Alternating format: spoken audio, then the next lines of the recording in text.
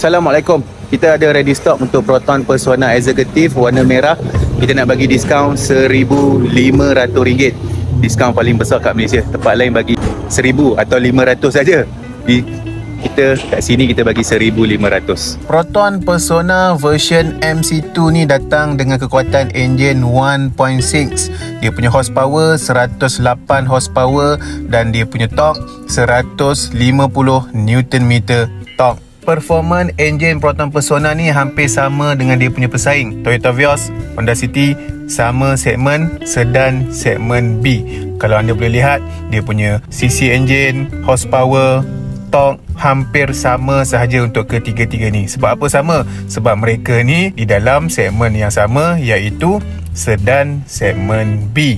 Selain performance engine, dia punya saiz body, ruang kabin dalam pun hampir sama sahaja untuk Proton Persona, Toyota Vios, Honda City. Okey, kita boleh lihat dia punya dari segi panjang, lebar, tinggi, wheelbase dia, ketiga-tiga kereta tersebut hampir sama sahaja. Sebab apa? Segmen yang sama, iaitu sedan segmen B. Tetapi walaupun performance engine hampir sama, saiz pun hampir sama, tetapi harga dia terlalulah tak sama. Boleh lihat perbezaan harga untuk ketiga-tiga kereta tersebut. Walaupun segmen yang sama, sedan segmen B, saiz hampir sama, performance engine hampir sama, perbezaan terlalu ketara dari segi harga.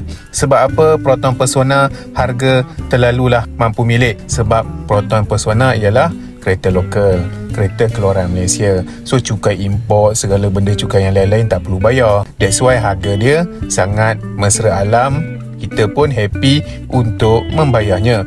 Ini ialah estimate bayaran bulanan untuk Proton Persona Premium. Actually untuk Proton Persona ada 3 pilihan spek: Persona Standard, Persona Executive, Persona Premium. Okey, untuk anda yang mungkin tak mampu untuk memiliki Toyota Vios, Honda City, harga mungkin terlalu tinggi untuk mereka yang gaji bawah RM3,000 tu. Kalau ingin memiliki sedan segmen B, Proton Persona lah pilihan yang paling sesuai untuk anda. InsyaAllah gaji bawah RM3,000 pun masih boleh adjust untuk lepas loan Proton Persona. Untuk anda yang ada pertanyaan lanjut berkaitan Proton Persona, boleh kontak saya di talian 013 405 4279. Site Proton sedunia.